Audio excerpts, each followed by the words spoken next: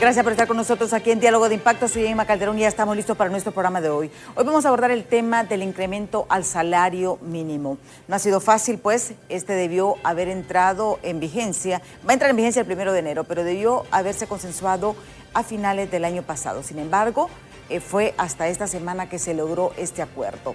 Y este acuerdo de aumento al salario mínimo se logró por 2 años, del 1 de enero del 2024 hasta el 2025. Y esto también es muy importante. ¿Cuáles son los promedios de incremento? Pues se habla de un 5,5% menos, 5,5% a las empresas que tienen menos de 50 empleados. Sin embargo, a las empresas que tienen entre 51 y 150 empleados van a incrementar en 6,5%.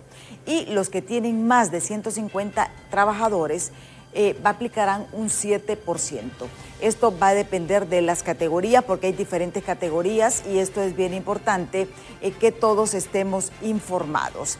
Esto, como les decía, va a ser retroactivo a partir del 1 de enero del 2024. O sea que estos 2 meses las empresas tienen que dar un acuerdo con los empleados para ver cómo se hace este reajuste y incluye, y esto es positivo, ya la proyección para el 2025.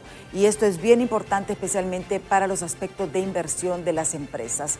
Pero ¿por qué es tan importante la fijación de un salario mínimo dentro de una economía? Justamente es el tema que vamos a abordar en breve con don Santiago Herrera del Consejo Hondureño de la Empresa Privada.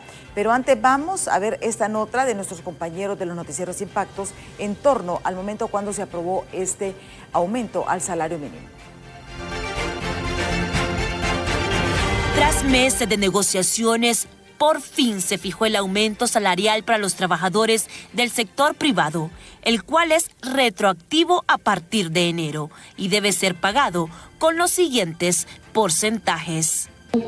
De 1 a 10 trabajadores, 5,5%. De 11 a 50 trabajadores, 5,5%. De 51 a 150, 6,5%. De 151 trabajadores en adelante, 7%. Es decir, un aumento que oscila según las distintas ramas de actividad económica entre un aproximado de 450 a 1.070 por año. Para el sector maquila, el aumento salarial quedó fijado para los próximos 3 años. Específicamente en el sector maquila de un aumento del 22% dividido en 3 años. Primer año 6,5%, el segundo año un 7,5% y el tercer año un 8%. Además, en conjunto con esto, pues varios beneficios que... La dirigencia obrera aseguró estar conforme con este incremento y la forma en la que será distribuido entre la clase trabajadora. Nosotros consideramos que era lo correcto. En un momento se estaba considerando que si era 3 o 2 años. Nosotros en el sector privado lo consideramos que fuera 2 años y en el sector maquila lo consideramos que fuera 3 años, que era lo más correcto. Asimismo, el COET espera que todas las empresas cumplan con el pago de este nuevo salario. Hemos llegado a un arreglo con las centrales obreras. Creemos que va a ser un beneficio para las empresas, no se excedió en los montos y esperamos que las empresas formales paguen, ¿verdad? Las informales sabemos que es bien difícil. Aún queda pendiente la negociación para el reajuste salarial de los empleados públicos para los próximos días. Ahora nosotros estaremos esperando que en los próximos días la ministra del Trabajo nos convoque para la negociación del sector público, donde vamos a negociar por alrededor de 48,000 trabajadores del sector público hondureño. Nosotros hicimos llegar la propuesta salarial a las autoridades de gobierno, una propuesta salarial que contiene una petición de 5,000 empiras. Según empresarios, gobierno y trabajadores, pese a que este aumento no es suficiente, fue establecido para el beneficio de los empleados, sin afectar los puestos de trabajo, inversión y economía del país. Con imágenes de Isaac Alcerro, informó Merari Borjas. Y justamente para hablar de este tema tenemos aquí invitado en estudio a don Santiago Herrera, pues es el gerente de política económica del Consejo Hondureño de la Empresa Privada, porque es un tema bastante susceptible. Yo sé que todos nos emocionamos, pero nos emocionamos los que tenemos un empleo fijo dentro del sistema. pero ¿qué pasa con las personas que no están dentro del sistema? Muchísimas gracias, don Santiago, por estar aquí con nosotros en Diálogo de Impacto. Muy buenos días. Gracias, Emma, por la invitación. Siempre es un honor compartir contigo este tan gustado programa. Un saludo al público que hace el honor de verlo cada mañana y hoy en particular. El tema del salario mínimo es un tema que casi cada año se debate por estos tiempos, pero siempre, como tú lo dices, más allá del solo el salario, hay toda una complejidad del mercado laboral de Honduras. Eso le iba a decir. ¿Y cómo nos puede explicar usted el contexto del salario mínimo dentro de la economía, verdad? Porque yo les digo, es bonito, uno mira el porcentaje, pero veamos el contexto, ¿verdad? Y esto es bien importante, lo que nos va a explicar justamente don Santiago Herrera. Sí, yo le envié unas láminas que me gustaría que se pusieran en pantalla para ilustrar a nuestro público y que puedan ver los datos. Muy importante, Honduras casi tiene 10 millones de habitantes. De esos 10 millones, casi 4 somos lo que antes se llamaba la población económicamente activa, pero ahora se le llama la fuerza de trabajo. Y aquí llamo la atención, en particular, Emma, sobre este detalle. Uno entiende que cada año se incorporan entre 125,000 y 150,000 jóvenes a la fuerza de trabajo. Y en la mayoría de los países la fuerza de trabajo se va incrementando. Sin embargo, en Honduras es uno de los pocos países del mundo donde la fuerza de trabajo está disminuyendo. La fuerza de trabajo en Honduras está disminuyendo. Estamos perdiendo capital humano. Y eso puede ser producto, entre otros, de la migración, de la falta de oportunidades y que la gente se va. Y eso es terrible porque no solo se nos están yendo, Emma, la gente de baja calificación para el trabajo, se nos está yendo gente formada con secundaria, con universidad. Mucha gente se está educando para irse. Sí. Mujeres que se están educando para ir a cuidar viejitos o enfermos en otro país. Y eso es tremendo, ¿verdad? Porque entonces el país pierde ese activo productivo que es la fuerza de trabajo. Ocupados, habemos más de 3.6 millones de trabajadores, de los cuales 1.8 millones son del sector privado y 240,000 son del gobierno. Y otros son domésticos, casi 90,000 personas. El resto están desocupados y aquí viene la otra complejidad de la que tú hablabas al inicio. Bueno, salario mínimo para los que tienen un salario, pero los que no. Y aquí estamos hablando de que según los datos del INE, pues tenemos 250,000 desocupados, o sea, personas que están buscando trabajo pero no encuentran.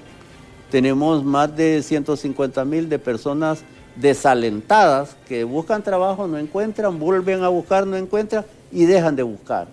Y también tenemos casi 1 millón de jóvenes en edad de estudiar y trabajar. Y esta es otra tragedia, Emma.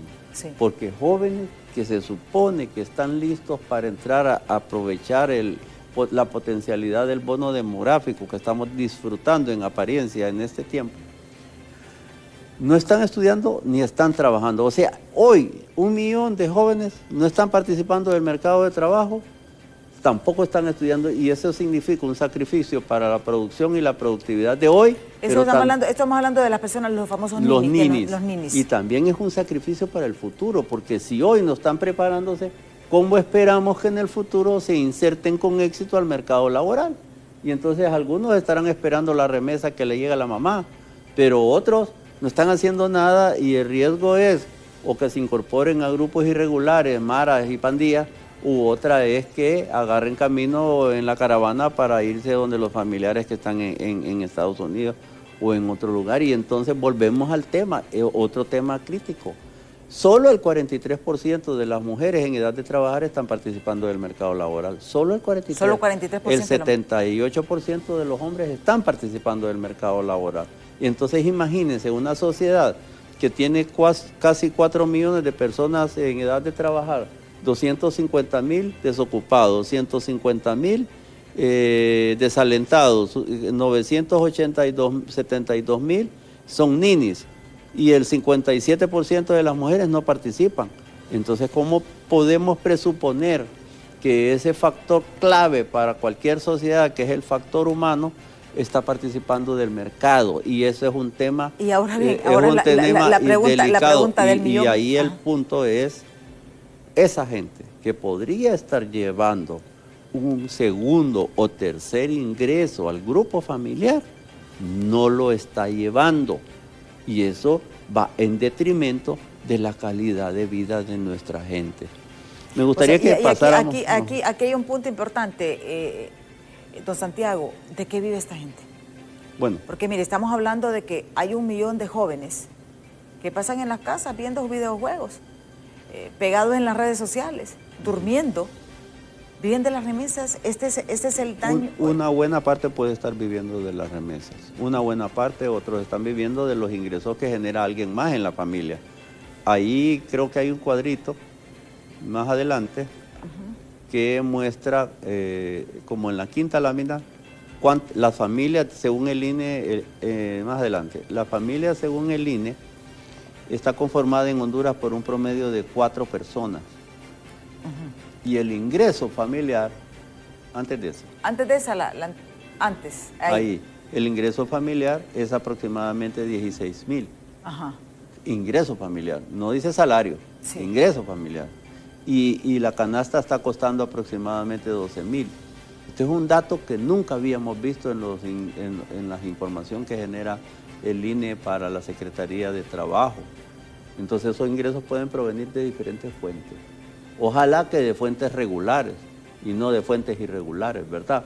Pero remesas puede ser un factor que sí nos revela lo que está pasando con esta gente. Y en la práctica sí tienen capacidad para vivir, lo cual no quiere decir que sea suficiente, uno quiere más. ¿Por qué? Porque en la medida en que aumentan los ingresos de la familia, aumenta su bienestar. Pero hay temas que sí vale la pena que discutamos previamente, Emma, y si quiere vuelven a la gráfica de la figurita redonda de pastel. Ahí tenemos. Y eso quiero mostrarte. Más de 1 millón, casi 1.100.000 de los trabajadores ocupados están en el sector micro, o sea, de menos de 10. Y ahí hay un alto nivel de informalidad. Casi el 77% de los empleados están en el sector informal. Y eso significa que no hay un salario mínimo completo, que no hay beneficios sociales y que no hay protección social. El resto están en las empresas grandes, medianas y pequeñas, la mayoría formales, y eso nos lleva a temas como el siguiente, Emma. La siguiente lámina, si me ayudan, la siguiente lámina, que, fíjate, en una economía normal, en un mercado laboral óptimo, el salario mínimo es el mínimo básico que debe de tener todo trabajador. O sea, esa línea roja que se mira ahí debería estar acá por el piso, abajo del salario promedio. Y en Honduras es el máximo. Está invertido. Entonces el salario medio es el promedio que están recibiendo la mayoría de los trabajadores de Honduras en promedio. No están recibiendo ni siquiera el salario mínimo. ¿Y qué hace eso? Es un incentivo perverso para no formarse, para no educarse, para no capacitarse, porque yo salgo de la universidad y ¿a qué aspiro? A un salario mínimo. Y eso es lo terrible. Y esa es la realidad que están enfrentando muchos profesionales. Sí. Especialmente, y ahí viene este punto, don Santiago, de los jóvenes. Los jóvenes dicen, imagínense, yo a veces tengo maestría, mis padres se sacrificaron y voy a una empresa y me dice salario mínimo. Sí. Y esta es una quiebra estructural del mercado laboral, en la práctica, es una quiebra estructural. Porque en la práctica el mercado, que siempre está conformado por 2 factores, por un lado el precio. Cualquier mercado tiene 2 cosas, Emma. Tiene cantidad y tiene precio. En el mercado del dinero es la cantidad de dinero que hay en el mercado y la tasa de interés. Sí. En el mercado de divisas, la cantidad de divisas que hay en el mercado y el tipo de cambio. Y en el caso del mercado laboral, la cantidad es el empleo y el precio es el salario. Sí. Y ahí es donde tenemos que enfocarnos, porque no solo se trata de seguir discutiendo las temáticas desde la perspectiva del precio, o sea, el salario, sino que tenemos que discutir lo otro. Y es por eso que el sector privado ha venido en los últimos 8 o 9 meses planteando pacto por el empleo, pacto por el empleo, pacto por el empleo, porque en la medida en que seamos capaces de crear más empleo decente, más empleo formal, en esa medida van a mejorar los ingresos de la familia, va a mejorar la protección social de la familia y va a mejorar en general la calidad de vida de la familia. Nuestro propósito no es aumentar el salario a los que están ocupados, nuestro propósito debe ser aumentar la cantidad de empleados por familia que están teniendo un empleo decente bajo los términos de la OIT. Porque en el panorama ideal, por ejemplo, en una familia que trabaje mamá, papá y el hijo mayor, por dar un ejemplo, entonces estamos hablando de que hay 3 ingresos. Pero sí. ¿Qué sucede? El problema es, como decimos, lo que planteaba don Santiago es un punto muy importante. Este ingreso de 16,000, no estamos hablando de que es un salario, es un ingreso. ¿Cómo lo hacen? Puede estar en la informalidad. Pero ese tercer ingreso, fíjate, Emma, que podía haber estado, como por ejemplo un muchacho que está en la casa, pero que todavía está en edad de estudiar, pero también trabaja y genera un ingreso. Mucho emprendedurismo, ¿verdad? Y se también puede pagar los estudios. Pero no, la clase política aquí tomó la decisión de que el empleo por hora no existe. Lo borró, derogó la ley y no ha sido capaz en 2 años y meses de poder generar una nueva legislación, a pesar de por eso es que ustedes insisten en el empleo por hora. Insistimos en eso, porque entonces, ¿dónde queda? ¿Cómo le da respuesta a usted a esos jóvenes?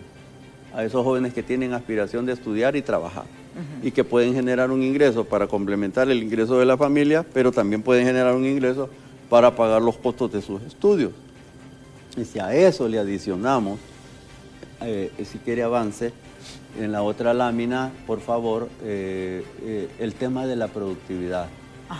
El salario en Honduras, de acuerdo a la fórmula que está convenida en el marco del Consejo Económico Social tripartita, el gobierno, los trabajadores y los empleadores, decide en su momento que el salario va a estar conformado por 2 factores. Uno, por la inflación, es lo razonable mantener el poder adquisitivo de los salarios, y en segundo lugar por la productividad. Sin embargo, este año, Emma, como ¿qué pasó puedes este ver, año, don Santiago? La productividad es negativa casi en 9%. Entonces, si hacíamos la fórmula, no hubiéramos pagado un incremento salarial porque le hubiéramos restado a la inflación 8,98 y la inflación fue de 5,19. Más bien en este caso, como en los años anteriores, el sector empleador ha sido condescendiente a la hora de no solo incrementar la inflación, sino que además agregar 1 o 2 puntitos más con el ánimo de que los trabajadores tengan ese incentivo para producir. Pero necesitamos aumentar la productividad, Emma. Si nosotros estamos perdiendo la fuerza de trabajo, como lo dije al inicio, y por el otro lado la incertidumbre y la falta de confianza no nos está generando la suficiente inversión que necesita la economía para trabajar, solo nos queda la productividad. Si la productividad es negativa, entonces ¿cómo aspiramos a crecer más? Hemos estado creciendo entre 3 y 3.5. Es un crecimiento bueno, yo no puedo decir que es malo crecer, pero tenemos 20 años de estar creciendo entre 3 y 3.5 con algunos altibajos. Y eso no representa bienestar para nadie. No hay una derrama que la gente perciba como que ese crecimiento me favorece. Tenemos que crecer arriba de tasas del 4% de manera sostenible para que de verdad todos los hondureños sintamos que la economía nos está favoreciendo. Tenemos más de 20 años sin aumentar la productividad. No hay más capital, el stock sigue siendo lo mismo porque la desconfianza y la incertidumbre no generan un entorno favorable al empleo. ¿Por qué no hay productividad desde la perspectiva de ustedes? Porque nosotros escuchamos, el gobierno dice, la empresa privada es la encargada de generar empleos. Pero ¿cuál es la responsabilidad del gobierno dentro de este contexto? Crear un clima propicio para la inversión. ¿En estos momentos hay o no hay un clima propicio para la inversión? No creo. Y yo te lo puedo describir bajo los siguientes términos, Emma. Y permíteme que me expanda un poquito. Para para atraer inversiones según el Banco Mundial, sea externa o promover la inversión nacional, se necesita en primer lugar tener una buena imagen de país. ¿Tú crees que con las declaraciones públicas todos los días, diarias de los funcionarios hablando de la narcodictadura, que seguimos hablando del tema, con el caso del señor Juan Orlando en los tribunales de Nueva York y con los anuncios de corrupción por aquí y asesinatos por acá, tenemos una buena imagen de país? No. Eso no genera atracción. Seguridad jurídica, además tenemos más de 42.000 hectáreas de tierra invadidas, tenemos derogaciones de ley, tenemos renegociación de contratos que han sido aprobados por el Congreso y eso se llama inseguridad jurídica y la seguridad jurídica es condición clave para promover inversión. Seguridad ciudadana, además, los indicadores de seguridad siguen siendo precarios. La tasa de homicidios ha bajado, pero la tasa de homicidios para, por ejemplo, femicidios ha aumentado y la tasa de extorsión sigue siendo elevada. El plan de doña Xiomara, la señora Presidente, para eliminar o reducir la extorsión no parece estar dando buenos resultados todavía y la gente se siente insegura. Solo hay que ver las carátulas de los periódicos todos los días, las portadas, y va a haber asesinatos aquí, asesinatos acá. Aunque ahorita todas esas noticias están en un lado porque primero está la foto del juicio que se está siguiendo en Nueva York. El cuarto punto es energía. Una crisis severa en energía. Tenemos un déficit de más de 200 megas de energía. No hay energía para aumentar la inversión, no hay. Y si viene el verano, entonces empiezan los apagones. Emma, el año pasado tuvimos 11.100 apagones que nos generaron más de 89 millones de pérdidas cada mes. ¿Qué empresa puede estar trabajando bajo esas condiciones? La infraestructura, bueno, el gobierno parece estar haciendo un gran esfuerzo en materia de infraestructura, arrancado con buen pie, aunque ayer estaba viendo una denuncia de parte de la Cámara. Que les deben 1.200 millones. Que les deben 1.200 millones y si le cortan el capital del trabajo a las empresas, lo que va a suceder es que se van a parar los proyectos. Y eso es un tema. Una cosa es decir que voy a hacer 1.000 carreteras y otra cosa es de verdad poner las condiciones para que se den. El sexto tema es el tema de la formación de la fuerza de trabajo. Ya vimos 1 millón de jóvenes que no se están formando. Pero por el otro lado tenemos a Infop.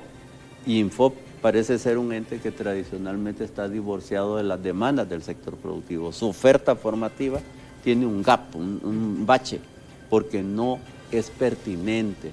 La pandemia ya antes de la pandemia teníamos una brecha muy grande. Después de la pandemia, cuando impuso una nueva modalidad para el empleo, el Infop todavía se rezagó más. Y necesitamos trabajar juntos para hacer que ese Infop desarrolle capacitación pertinente. Y el Infop últimamente, y hay que decirlo, ¿qué es lo que sucede en el Infop actualmente? Lo que hablaba usted en un inicio, don Santiago. Y es el hecho de que los jóvenes se están capacitando en el Infop, pero se están yendo porque sí. Los certificados de Infop están valiendo en Estados Unidos para los oficios. Y la fuerza de trabajo disminuyendo. Exactamente, porque en estos momentos hay crisis de albañiles, hay crisis en la construcción de cortadores de café. Y en muchos empleados domésticos usted no encuentra realmente, o sea, todo el mundo se está yendo. Miren, son increíbles los vuelos. Por ejemplo, usted va a Palmerola, esos vuelos que van a España. Y esos son los que se van llenos por la vía formal. Exactamente, van llenos totalmente. Estoy hablando solamente de España. Y las caravanas continúan. Entonces, ese es el tema que es interesante. Por eso le digo, el salario mínimo lleva mucho contexto más allá del porcentaje. Sí. Pero la mayor preocupación de los ciudadanos es el hecho de, dicen, si aumenta el salario mínimo, se van a disparar los precios de la canasta básica. Pero ya nos explicaba cómo reducir esto, cómo hacer esta brecha más. Pero eso lo vamos a ver después de pausa, don Santiago. Así que no nos cambie, que ya volvemos. Cuando regresemos, volvemos a la lámina 7. Por favor.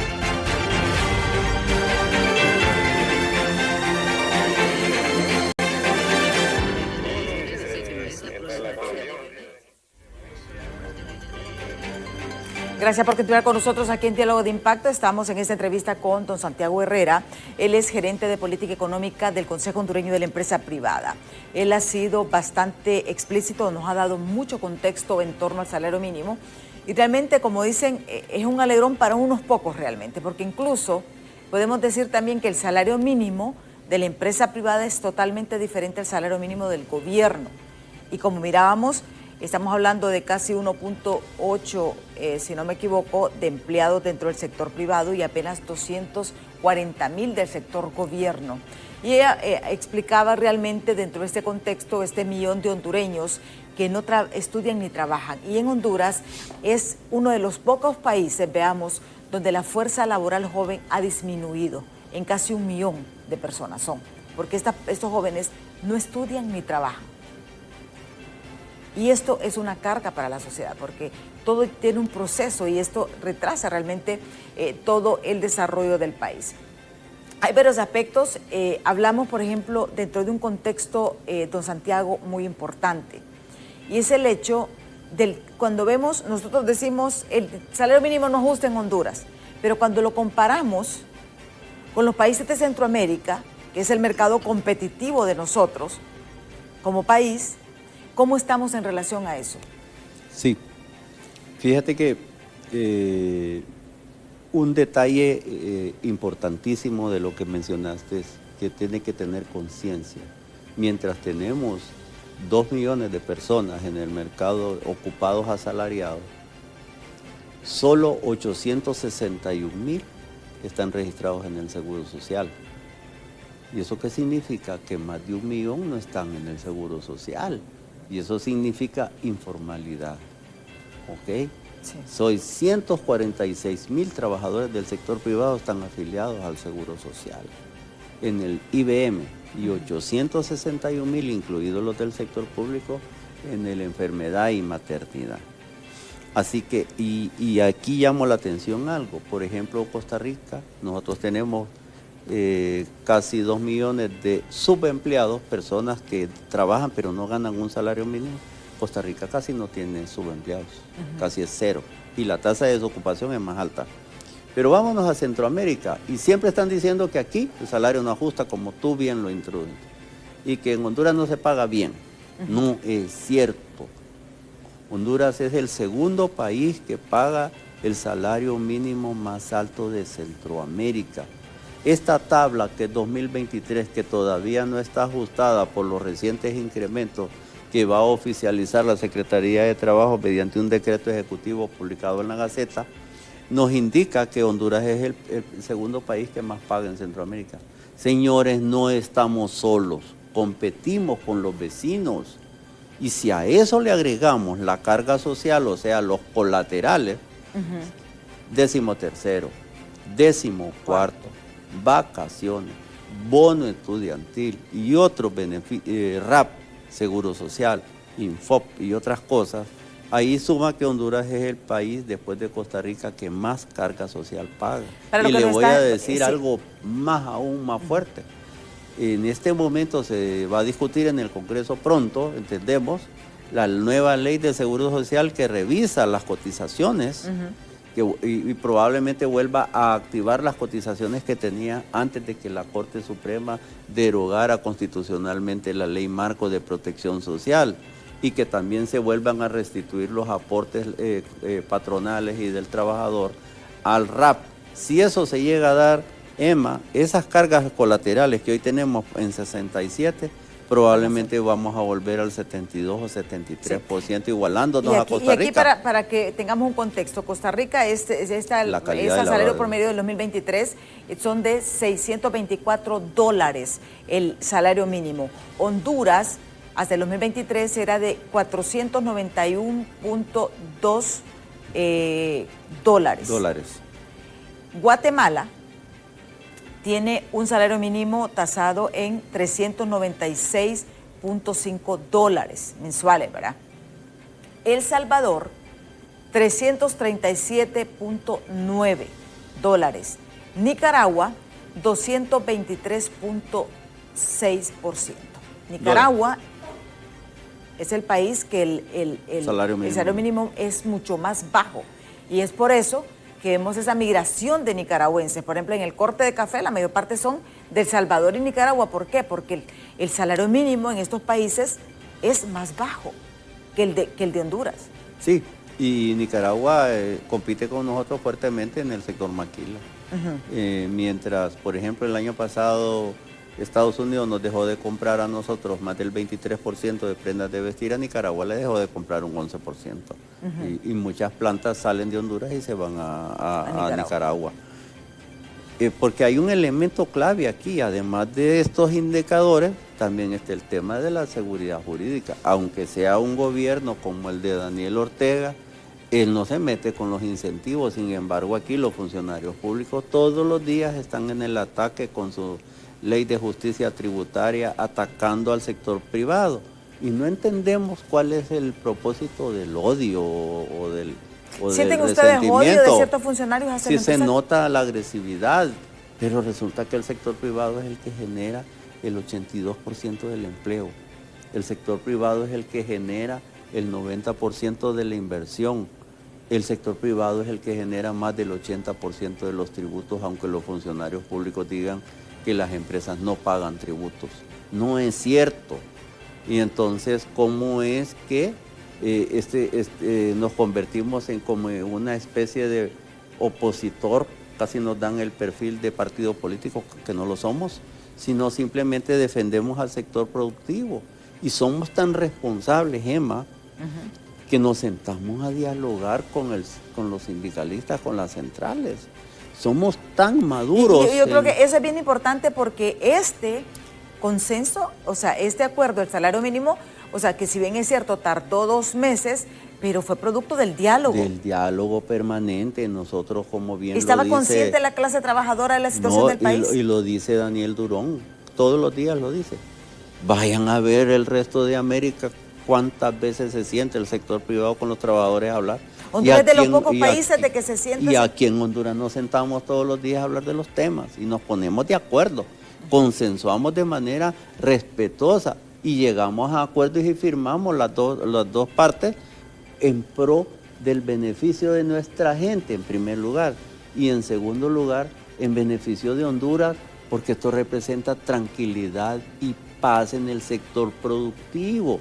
Le estamos mandando decir a esa clase política que pasa confrontada todos los días, aquí los que nos dedicamos a producir, sí somos capaces de dialogar, sí somos capaces de ponernos de acuerdo y sí somos capaces de firmar un acuerdo como este. 2 años de tranquilidad.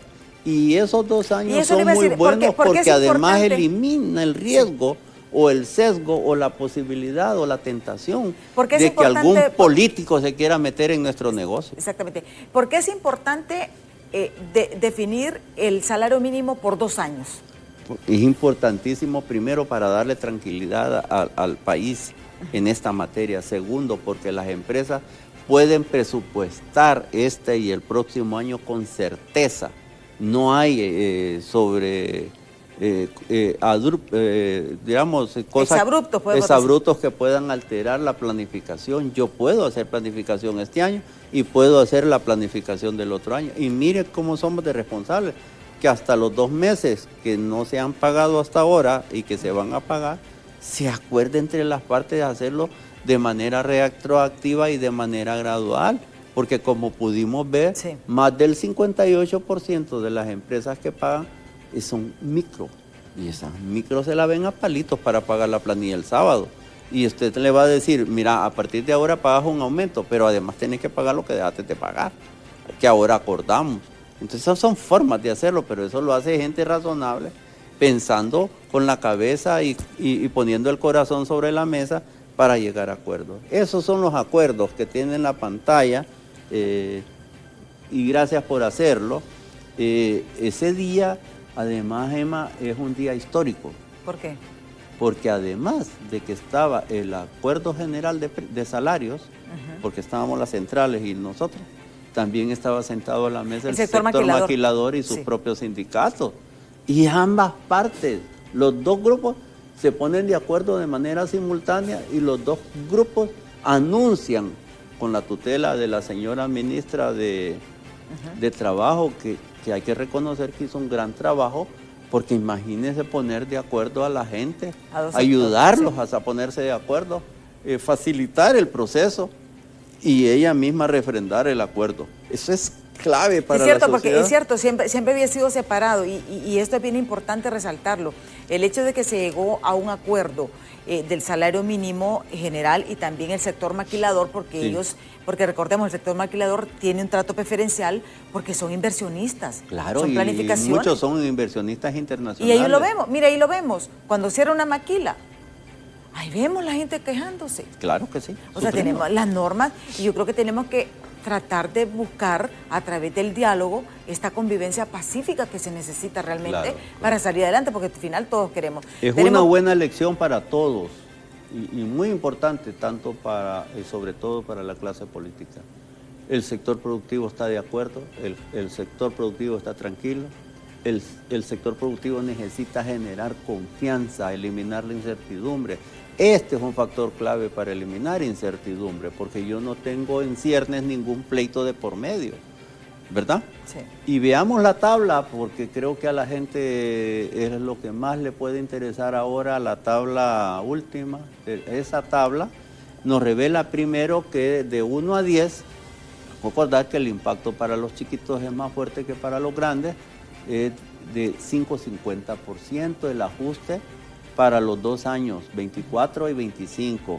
Para las empresas de 11 a 50 trabajadores que son pequeñas, de 5,50 y 5,50. O sea que de 1 a 50 trabajadores la misma tasa. De 51 a 150 trabajadores, que es la empresa mediana, 6,50. Y para la grande, arriba de 151, 7%. Aquí quiero decir algo, Emma. Si uno se pone a calcular, y nosotros lo hacemos todos los días, ¿cuánto me cuesta a mí tener 51 trabajadores? Me cuesta toda la planilla, no solo un trabajador. Y entonces el ajuste sería 6,50. Entonces, seguir manteniendo esta distorsión, digamos, en cuanto a las tasas que se hacen, es un incentivo para no crecer. Yo prefiero quedarme aquí o partir la empresa que crecer, porque eso me significa un costo tan alto que no puedo pagar. En el sector maquilador, ellos se pusieron de acuerdo en 3 años y ellos sí lo hacen. Por ahí van todos por igual, 6,50 para el 2024, 7,50 para el 2025 y 8 para el 2026. Y usted me preguntará, ¿por qué ellos pagan más que ustedes? El salario mínimo de la maquila es más bajo que el salario mínimo nacional, pero ellos pagan lo que se llama por productividad. Ellos complementan el salario base con una productividad. Es el salario base y se complementa más productividad. Y en el acuerdo ellos incluyeron, por ejemplo, que el gobierno se compromete a la instalación de unidades de Banasupro en los parques industriales. Qué bien. Y ellos también se comprometen, y el gobierno también, a través de Banprovi, a establecer las líneas de financiamiento de los programas que tienen para vivienda social, que eso también o sea, que meten el complemento de canasta básica y el complemento de vivienda social. Mire, tenemos unos mensajes que voy a dar lectura. Yo sé que el tiempo se nos ha ido rápidamente, pero también es importante lo que ustedes pues opinan. Dice, un ejemplo, le suben 10 lempiras al salario, la canasta sube 100 lempiras, los servicios básicos también le suben otros 100 lempiras, los alquileres otros 100 lempiras, por eso hay mucha delincuencia y migración a Estados Unidos. No hay una equidad de igualdad al subir el salario con el costo de vida, dice este televidente. Dice, lo malo al subir el salario desde antes de Navidad del año pasado, los empresarios le suben a todo, luego no baja y ya saben. Es lo que nos dice estos televidentes. ¿De qué sirve? Dice que se le aumenta el salario mínimo si toda la canasta básica siempre va al alza, el cartón de huevo 140, el pollo de la libra 35, el tomate la libra 15, el pepino 11, antes era 3 por 10.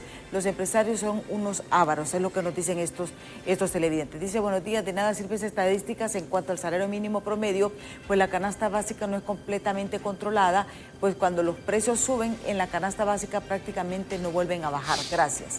Yo sé que la gente se siente en la canasta básica, pero realmente... Yo podía hablar sobre eso.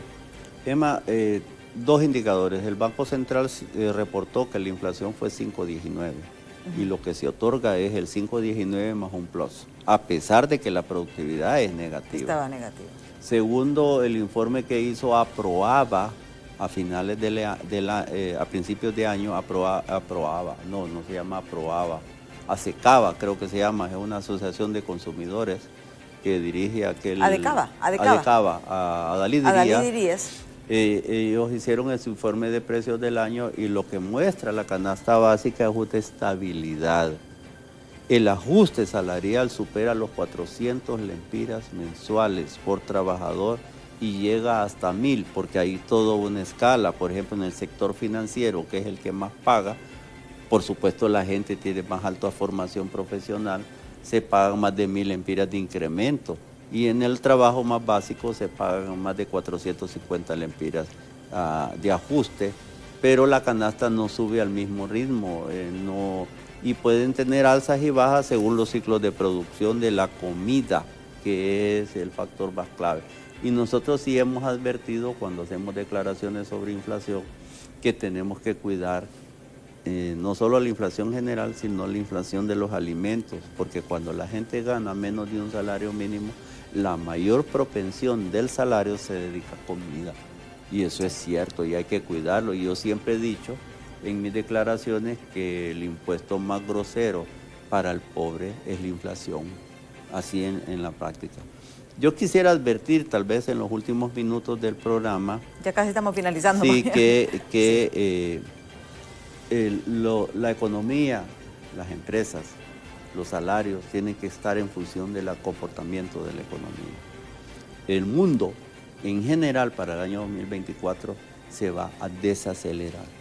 Europa casi se va a estancar y Estados Unidos va a bajar del 2.1 al 1.5.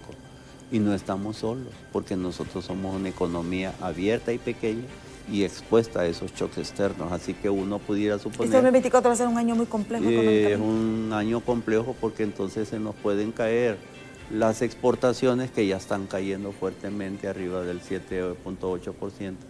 Y por primera vez en más de 10 años, las remesas caen en el primer mes del año.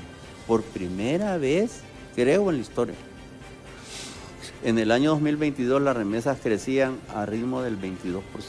El año pasado crecieron a 5.8% y en enero decrecieron a 4.6%. Esos son los efectos del comportamiento de la economía. Y nosotros no estamos libres de eso. Estamos sí, porque ahí. hay que ver también el contexto, ¿verdad? El contexto mundial, que también hay una repercusión. Esa es una parte. La otra parte son los problemas de empleo que ya describimos ampliamente en el inicio del programa. No necesito y eso sí, pero sí llamar la atención que como sector privado seguimos insistiendo en que si ya nos pusimos de acuerdo en el precio para el mercado laboral que se llama salario, ahora trabajemos juntos en la cantidad, o sea, en el empleo.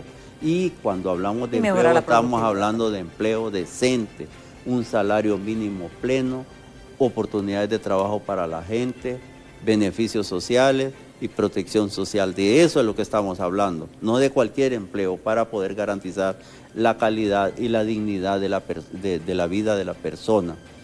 La baja productividad, decía yo, si no hay un clima favorable a la inversión y el stock de inversión que esté estancado, y por el otro lado la productividad laboral se nos cae, más de casi 9%, tenemos que trabajar y ahí nos metemos en otros líos mucho más fuertes. El tema de la innovación en la producción. Hace poquito vino una misión del BID que está trabajando en esto de cómo introducir nueva innovación y tecnología, sobre todo en las MIPYMES que representan el 70% de la producción nacional. Y por último, pues el tema de las pérdidas de competitividad, ya lo dijimos ampliamente, energía, infraestructura, capacitación, seguridad jurídica, seguridad ciudadana, imagen y una cosa más, estabilidad en los incentivos, Emma. Eso de estar amenazando todos los días a las empresas con que voy a pasar la ley de justicia porque hoy sí van a pagar impuestos, eso pues no parece ser. Primero es un discurso a medias incierto, en el sentido de que una parte de las exoneraciones son para las empresas, 28.000, pero el resto de las exoneraciones, casi un 60%, son para canasta básica y otras cosas que no son para las empresas. Sí. Pero esas empresas que reciben beneficios, la mayoría generan empleo, generan producción, generan exportación y generan impuestos locales y un bienestar. Por ejemplo, el sector maquilador en el Valle de Sula está correlacionado con más de 41,000 MIPYMES en su cadena de suministro. O sea que cuando se cierra una planta que dice voy a cerrar, un efecto dominó terrible. Es un efecto dominó porque se va la que vende baleadas, la que vende ropa, el bucero, hasta el agiotista, el prestamista se va, porque esa planta ya no va a generar los 3 o 4 empleos indirectos que genera a través de la cadena. Entonces cuidemos eso, señores, trabajemos juntos. Miren lo que están haciendo los vecinos. Miren Nicaragua, Nicaragua es el mejor ejemplo, pero el tiempo se nos ha agotado. ¿Y Salvador? El Salvador también. Y México atrajo 33,000 millones de inversión extranjera en el año pasado. Sí. Y eso Andrés Manuel López Obrador, un presidente que se autotitula de izquierda, creó nuevos incentivos este año porque quiere llegar a su meta de 50,000 millones de dólares. Y nosotros, ¿por qué estamos peleándonos con los empresarios? No es la vía. La vía es diálogo, más diálogo, más diálogo, y ese diálogo llevarlo a acciones puntuales y concretas. Necesitamos empleo, necesitamos oportunidades, necesitamos inversión y necesitamos paz para producir, porque solo eso va a generar un crecimiento sostenido y solo eso va a generar suficiente bienestar para nuestro pueblo. Sí, bueno, muchísimas gracias, don Santiago Herrera, el gerente de política económica del Consejo Hondureño de la Empresa Privada, por esta amplia información que nos dio sobre el salario mínimo. Vamos a estar al pendiente de todo lo que ocurra y nos sumamos. Honduras lo que necesita en este momento es diálogo. Ya los problemas los conocemos. No es nada nuevo lo que estamos viviendo. Sí. Lo que necesitamos es diálogo y decir qué queremos para nuestro país de ahora en adelante. Así que un llamado a todas las autoridades, a todos los sectores sociales del país, a las fuerzas productivas, sentémonos a dialogar por el bien del país. A ustedes 1.000.000 de gracias por su atención. Yo les invito a que continúen con Hola Honduras. Ya está Ani y Catherine con toda la información del momento. Y yo, si Dios quiere, les espero mañana en punto de las 7 de la mañana aquí en Diálogo de Impacto. Gracias. Hasta mañana.